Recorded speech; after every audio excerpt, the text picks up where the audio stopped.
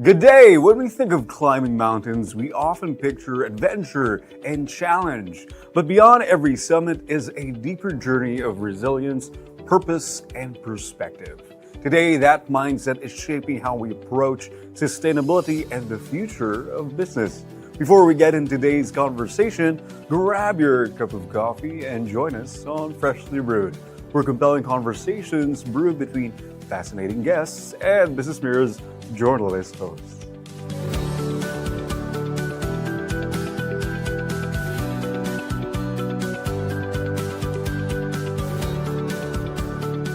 In this episode, we explore the journey of a mountaineer turned sustainability advocate and why the shift toward a circular economy matters more than ever. Joining us today is Regie Pablo, Filipino mountaineer and Everest summiteer, who will share his insights on resilience, purpose, and building a more sustainable future. Together with our one and only Justine Xyrah Garcia, BusinessMirror's macroeconomy reporter. We all have moments where we want to do something more, something that actually makes a difference.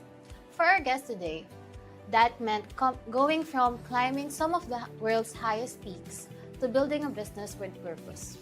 And his story shows that sometimes the real journey begins after you come back down. Good day, everyone, and welcome to another episode of Freshly Brewed. I'm Justine Garcia, macroeconomy reporter of BusinessMirror. Joining us today is Mr. Regie Pablo, founder of Revolve Ecological Outwear OPC. Sir Regie, good morning. Thank you so much for joining us today. How are you doing? I'm good, and thank you for inviting me. And thank you very much also to Business Mirror, and hi to all the audience listening and seeing us right now. It's great to have you with us. You've had a very unique journey. So I've read your V from climbing mountains to, building a brand with purpose. So let's start at the beginning. How did this journey begin, and how did mountaineering shape who you are today, both as a person and as a professional? That's a very good question, and actually I would like to go back beyond what I'm doing or have accomplished as a mountaineer. No? My real awakening was when I was on my teenage years. I was listening to a lot of punk music. So at that time, it was a little bit on an early stage when it comes to the Philippine scene. So I got curious on the lyrics of the music, and then it was an awakening na we could do this, no, yung environmental awareness and all what we call direct action movement, and taking part in taking care of the environment. So after college, I got involved with mountaineering with my employer at that time. So, and then I really love what I was doing in mountaineering. And then I realized I met this guy from Indonesia. He's the sort of the founder of the first Indonesian Mount Everest team. That was around 1999. He said, Reggie, it's 1999 already, and there's no Filipino yet on the top of Mount Everest. No? So that started the interest, and then I planned for it. And then my first alpine climb was in Kyrgyzstan. That was 2001.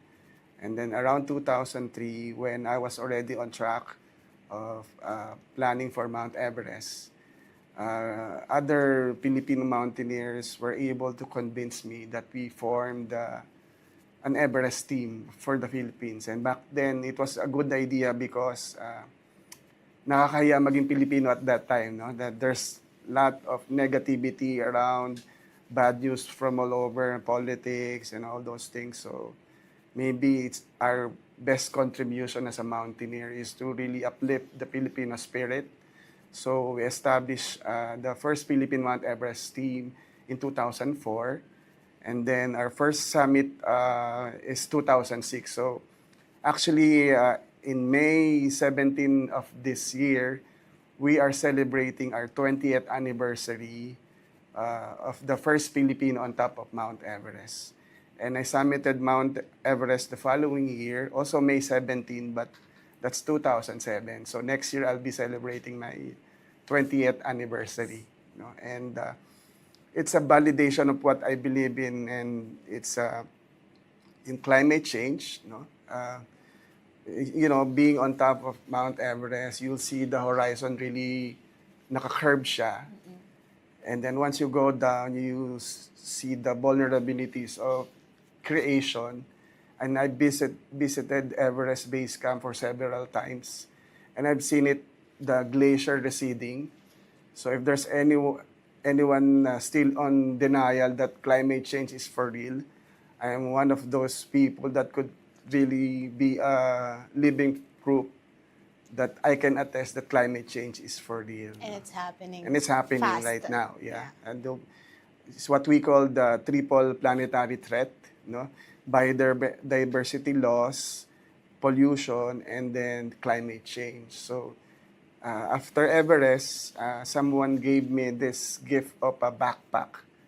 And then I got curious, and then I look at the material, and it was made of PET bottle. And then I said, this is something I can do as a sort of continuation of my advocacy. Because I'm really into a lot of advocacy work. And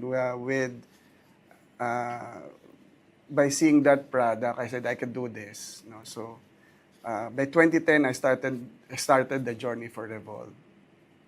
Well, that's very interesting, from one song and now you're here. Yeah. Yeah, so, looking back, of course, climbing is not just a physical challenge, Yes, of course. yeah. It demands discipline, focus, and resilience. So, I'm just curious, how did those experiences in the mountains influence the way you think, make decisions, and of course, lead today in your new business venture? Well, for one thing, the realization is mountaineering is a team sport. It's not an individual sport. So I'm applying it to Revolve. I used to do Revolve by myself, and then now I created a team. I'm with co-founders, and these are like-minded people who has also this love for the environment. And more than that is also giving or providing dignified economic opportunities for our less fortunate brothers and sisters. Well, you've also mentioned that in 2007, you summited Mount Everest, one of the most demanding feats in the world.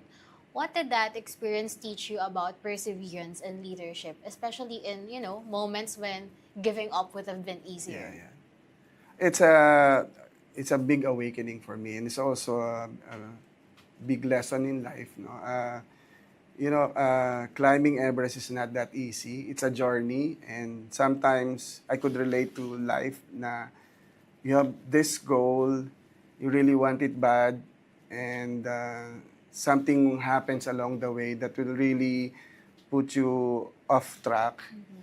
But I think the most important thing is being determined to succeed. And I was really doing it because I want to prove that I can do it. So, and beyond that, there's this underlying principle that I want to be an inspiration to other people, that even if you're not that strong, you're not that capable, as long as you are determined to really succeed, then you can make it. After climbing Mount Everest and returning to your daily life, how did you carry that Everest mindset in your work and business venture right now? While I was studying or learning more about this interesting material called rPET, or recycled PET, I was able to realize that this could be a start of something really big for the environment, because right now, the Philippines is the #1 contributory of marine plastic waste in the world. About 36% of marine plastic waste comes from the Philippines. And out of that 36%, 17% are PET bottles, and only 0.3% of that is being recycled. So I declared it really for myself. This is my new Everest, and that is to address plastic pollution in the country. And again, relating it to mountaineering, again, it's a team sport. So when I started Revolve, I was on my own. But now I have a big team who's really helping me out with this crusade and advocacy. Today, your work focuses on sustainability and the circular economy, which may sound kind of a different terrain from mountaineering, well, at least on paper. So, what inspired that shift? Well, I've heard from you kanina na it was because of someone who gave you an recycled bag, right? So, can you tell us more? How did that thing inspire your shift from adventure to a solid advocacy? Well, again, no, learning from this material, there's this realization that more than the need for it is that this is something that should really be done for the environment because uh, pet butters is a big threat to the environment. It clogs our drainage, so it affects flooding. At the same time, when it gets into our ocean, it releases some toxins. At the same time, it affects our marine biodiversity. And at the same time, there's so much plastic bottles in our environment. And pet bottles are made of crude oil, which is a big contributor to climate change. So for me, more than work, this is really an advocacy, and this is something I really want to do because parang one time there's this realization na I have this, and I really, really love my daughter. Her name is Tala. And then sabi ko, I'm sorry for our generation, or to your generation, because we screwed up. And this is the only thing I can do for you, and this is my legacy for you na I hope someday it will be an inspiration for her. I'm sure your daughter is very proud of Yeah. what you do right now. Well, I've heard from you kanina na Revolve started as a one-man team. Can Yeah. you walk us through the early beginnings of the Yeah. business? When I started Globe, it was 2010, and then I was fresh from semi-retirement from the corporate life. And I want to do something really that is what will sustain my livelihood at the same time, continue my advocacy. So I started Evolve, and then I had this order for a big marathon race back in 2010, and then at that time I was still importing the fabric, and because that was the first, I got a big coverage from the media, so print, broadcast, and even a lot of interviews. So back then, well, Facebook is not that. Yeah. Other social media platforms are not that very widespread. But I got a lot of attention. So from that first order, the orders were coming in. But mostly, this is what we call the B2B clients or business to business. So I was on job order basis. So if a certain corporation would have a demand for their CSR activity or event, I'll produce it. I was importing the fabric from overseas. But then pandemic hit, and then I said I have to adjust. So it's not sustainable anymore. So now I'm catering to B2C also, or business to customers or clients. So, and then the realization is I cannot do this by myself. So I started recruiting co-founders. I have right now I have 4 co-founders. All of them are women.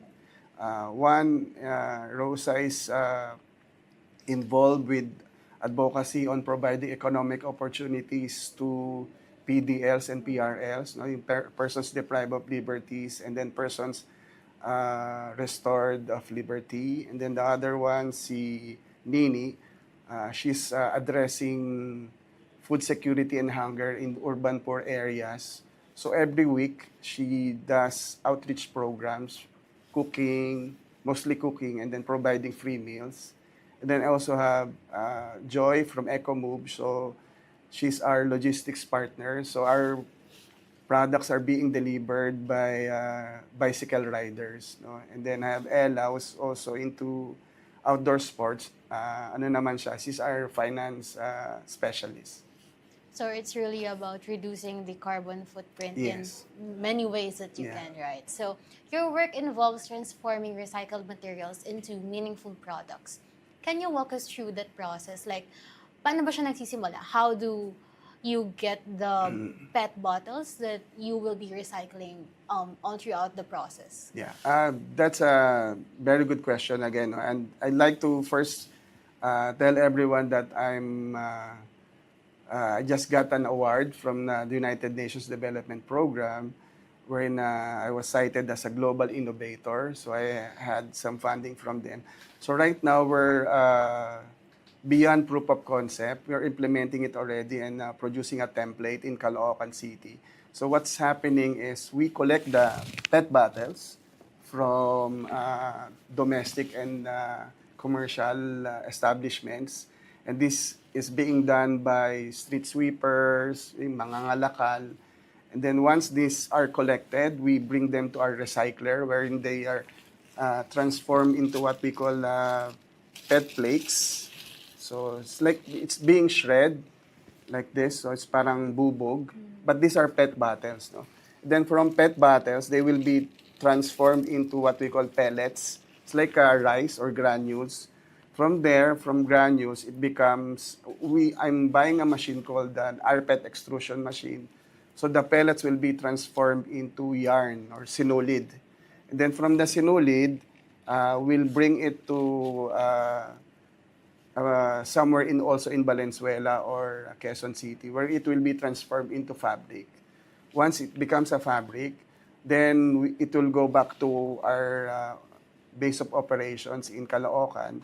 So we'll have the finished product, which is basically either polo shirt, t-shirt, or jacket. So it depends on the demand of our clients. No? So it's what we call a cradle to grave journey. So from the PET bottle, and then it becomes another product. Wow, that's wonderful. I'm just curious, how many bottles ang kailangan para makagawa ng isang t-shirt, for Yeah, example? for the t-shirt, this t-shirt took about between 8 to 10 1-liter PET bottles. No? So, and just for the information of everyone, it's not all plastics, no? Just the PET bottle. There are 7 grades of plastics. PET bottle is on top of it. So if you look at the bottom of any plastic bottle, you'll find out if it's PET, if there's a triangle, and then there's number 1 on it. No? So there are several, I think 7 grades. So may HDPE, PPE, so, and not all can be recycled. But the good thing about PET, it's 100% recyclable. Right. So right now, sir, you are only recycling PET bottles. Yes, only PET bottles. Because that's the only one that we could recycle using the machine that what we will have. But aside from B2B orders, can our audience also buy your products? Yes, right now we're launching our PET hijab. No, it's the scarves that being worn by Muslim women. I'm always been asked why hijab, no? Since I'm into mountaineering, what does it have to do with Regie Pablo? Well, for one thing, I'm a feminist. I believe that the world will be a better place if it's being run by women. But of course, there's some exception to that. And then, of course, being women, they are caring, they're the best ambassador for caring for the environment. They have this matriarchal attitude. Everyone listens when they say something. So, and I want it to be something that's really easy to produce in terms of our production. No? Yeah. So you just produce the fabric and then cut and then you sew and then that's it. No? So we are on our learning curve in terms of production. So for our production staff, it's going to be easy. at the same time, I did a market study. That used to be my past life in my corporate life. I do a lot of market research. And then there's really a big demand for this product. No? Not because I'm mukhang pera, but I really want Revolve to succeed, even perhaps being a unicorn someday, because I know with enough funding, with enough resources, we could do a lot more in, doing all our advocacies. Right. And it's very interesting to see that businesses like you are really incorporating sustainability in the process because we have to admit that at some point other businesses are integrating sustainability but with reservations. So from your perspective, how should the role of businesses evolve when it comes to environmental responsibility? For Revolve, I can Yeah. speak for Revolve. This is a natural journey for us. It's like we didn't shift from this space to another. No. Consciously, I designed Revolve wherein we are conscious of our carbon footprint in everything we do. So from logistics, from the product, from even our production staff, we are mindful of what we are creating, producing, or even contributing to the environment. And I hope to be emulated by other businesses. Na, of course, most businesses are founded because they want to create profit for themselves, for their investors. But I want to be, well, Revolve would like to be a sample of a social enterprise wherein profit, beyond profit, there's also this consciousness of caring for people and then caring for the planet. Well, I would assume that push for sustainability is not always easy. So, can you just share with us what are some of the biggest challenges you have faced in this space and how have you worked around them? Well, for one, our motto is there's always a better way. We look at problems or challenges not as stumbling blocks, but as an opportunity to be creative. Of course, problems will be there, and there are a lot. Number one would be funding, because, I was not born rich, so I have to really struggle. At the same time, I have to prove to people that this will work, because there are still, people that denies that this will work, or they don't believe that this will work. So I have to prove to them that we could really do it.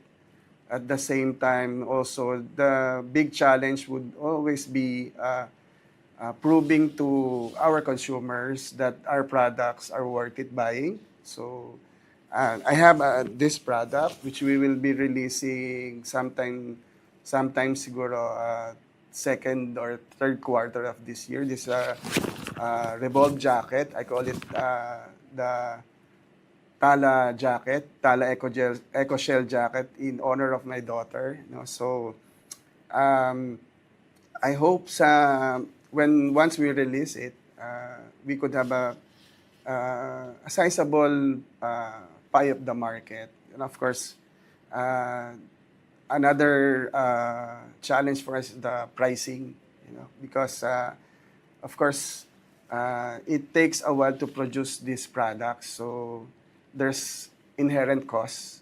So we cannot be compared to some products that are in the market that's really, really cheap.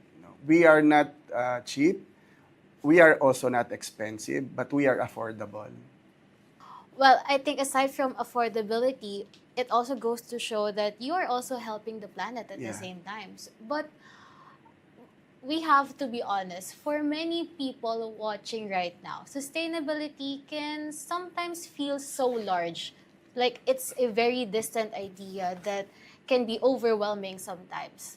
So, from your perspective, how can ordinary consumers like me and communities, of course, take part in this movement in practical, everyday ways? Again, I can speak by experience. Yes. No? Just recently, I was pitching to these corporations who are supposed to be into sustainability. And then at the end of the day, it becomes a question of pricing or cost, which is ironic, no? Sabi ko nga lagi, there's a price to pay for saving the environment, no? We screwed up because we opted for the cheaper alternative, which is crude oil. And look what's happening right now. And as a proof of concept always, when people will ask, ang mahal naman ng product mo, no? Because hindi siya mahal, as I've always reiterated, it's affordable. And economies of scale tells us that once a product is on its infancy stage, the price will not be that cheap yet, no? But over time it will be, because always answering your question, people will ask how much. That's the first question. So what we do is we try to lower the cost as much as possible, but at the same time reiterating the value of the product, which is basically we are not just selling a product, but we are selling good practices, and we are selling an idea that we should take care of the environment. And I think that's very important. And we are fortunate that the younger generations now have more appreciation of these things. So, sir, how should consumers buy their products? Do you recommend them limiting their their buying of PET bottles, or do you think that's kind of too conservative? Well, it goes both ways, no? I've always been asked, what's your vision, mission for Revolve? Right. And I said, I want to run out of business. Because if I course. run out of business, that means there's no more PET bottles to recycle. But I don't know if that's going to happen in my lifetime, no? So going back, I mean, I think very important always is to emphasize again the good practice with what goes on with our product, no? So that's our emphasis always. And then right now, the biggest contributory of waste in the world is what we call the fast fashion, no? So some people, they don't care about buying different shirts or jackets just because they can afford it. But again, siguro let's emphasize on a paradigm shift that we are burdening the environment by what we are doing right now. And then at the same time, at the side of Revolve, we are into this journey in partnership with DOST, Philippine Textile Research Institute. Beyond using our products from recycled material, we are also developing a technology wherein we will buy back our product and then we will recycle it again. And this is not something new. It's being done already by a famous outdoor brand in America. But of course, the technology it's in infancy. So siguro it will take time for it to come to our country.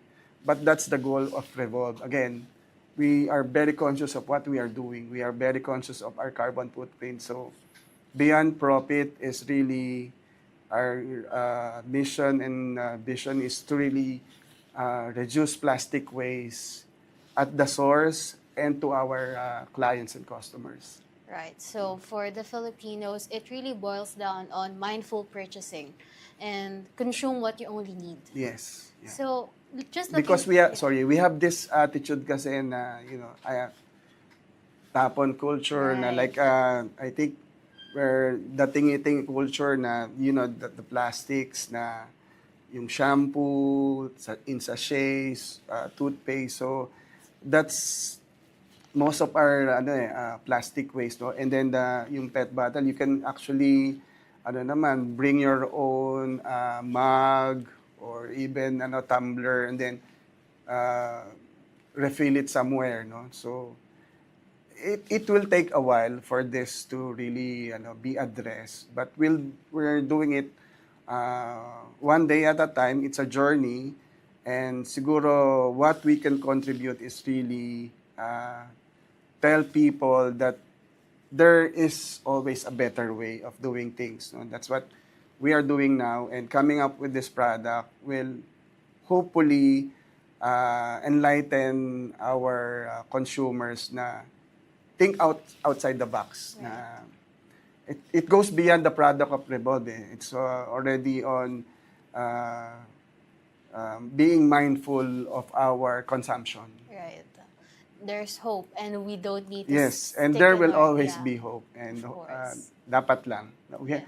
The easiest thing to do in life is giving up. No? And that's something that I will never do. No? Giving up on something which I strongly believe in. Well, looking back at your journey from the mountains to building a purpose-driven business, has your definition of success changed over time? Uh, that's a very deep question, no? But pang Miss Universe yan. But yeah, because we call it ano, no, yung moving the goalpost. Yeah. No, sometimes you are too focused on what you want to do or accomplish, that ito lang yung gagawin ko, and then that's enough. No, it's like comparing it to climbing mountains again. No, you don't stop because you already reached this summit.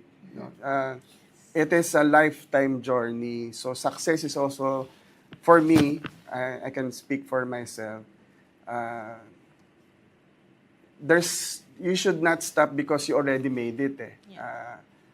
There will be times that you are trying to accomplish something, and then you will have this eureka moment na, uy, pwede ko palang gawin to. Like, so your definition of success, sometimes either it changes or you have to adjust. No?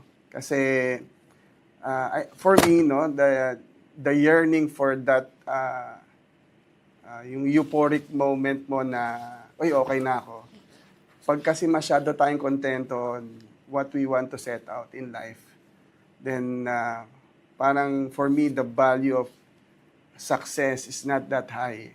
Unlike when you really work for it and you really want to do it, mas mataas mo siya iba-value na, oy, pinaghirapan ko to.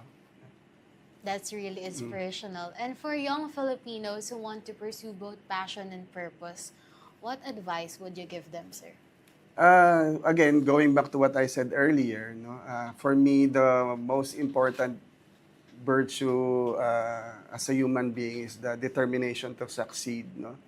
Because if you have that, then everything else will just follow and fall into places. No? Even if you were born not gifted, you were not born rich, you have really hard time coping up with the things being thrown at you.